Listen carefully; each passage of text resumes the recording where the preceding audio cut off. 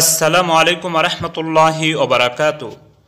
কুন ফায়াকুনু এটা কোরআনের আয়াতের একটি অংশ। এই অংশটুকু কোরআনুল কারিমে মোট ৮টি স্থানে এসেছে।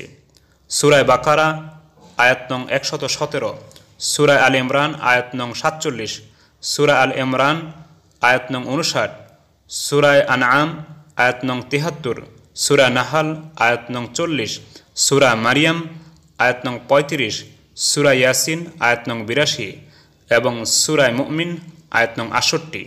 সুপ্রিয় দর্শক, আমরা বিভিন্ন সময় বিভিন্ন প্রয়োজনে আল্লাহ রাব্বুল আলামিনের নিকটে দোয়া করে থাকি তাহা পূরণ হওয়ার জন্য। এর জন্য আমরা ইসমে আজম পড়ি এবং প্রিয় নবী সাল্লাল্লাহু আলাইহি ওয়াসাল্লাম এরকম অনেক দোয়া শিখিয়েছেন, অনেক জিকির শিখিয়েছেন, যেগুলি পাঠ করে আল্লাহ রাব্বুল আলামিনের নিকটে চাইলে প্রিয় নবী সাল্লাল্লাহু আলাইহি ওয়াসাল্লাম বলেছেন আল্লাহ রাব্বুল আলামিন কবুল করেন। এবং বিশেষভাবে প্রিয় নবী সাল্লাল্লাহু আলাইহি ওয়াসাল্লাম আমাদেরকে একটি নামাজ শিখিয়েছেন যে কোনো প্রয়োজন পূরণের জন্য, মনের আশা পূরণের জন্য, সেটা হলো সালাতুল হাজাত অর্থাৎ হাজতের নামাজ। এটা যে কোনো সময় পড়া যায়, ২ রাকাত পড়লে হয়, নফলের নিয়তে পড়লে হবে। এটা পরে বিশেষ একটি দোয়া আছে, সেই দোয়া পাঠ করাটা ভালো।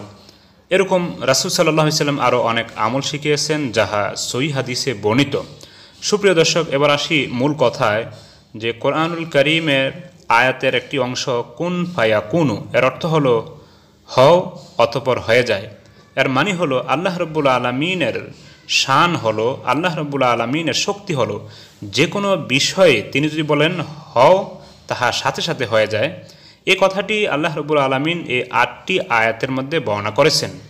এখন কিছু কিছু আলেম এবং কিছু কিছু লোকের মুখে শোনা যায়, তারা বলে থাকেন কুন ফায়াকুনু, কেউ বলে ৭০ বার, কেউ বলে ১০১ বার, কেউ বলে ১০০ লক্ষ বার পাঠ করার পর যে কোনো উদ্দেশ্য হাসিলের জন্য দোয়া করলে দোয়া কবুল হয়। সুপ্রিয় দর্শক, এটা একেবারে মিথ্যা কথা, এটা কোনো হাদিসে নেই, বরং বানানো কথা। কারণ রাসূল সাল্লাল্লাহু আলাইহি ওয়াসাল্লামের মধ্যে তো আমাদের জন্য রয়েছে আদর্শ। তিনি তো আমাদেরকে সালাতুল হাজত শিখিয়েছেন এবং সহিহ হাদিসে বর্ণিত অনেক দোয়া শিখিয়েছেন। সেগুলি পাঠ করার পর মনের আশা পূরণ হয়, দোয়া কবুল হয়, রাসূল সাল্লাল্লাহু আলাইহি ওয়াসাল্লাম বলেছেন।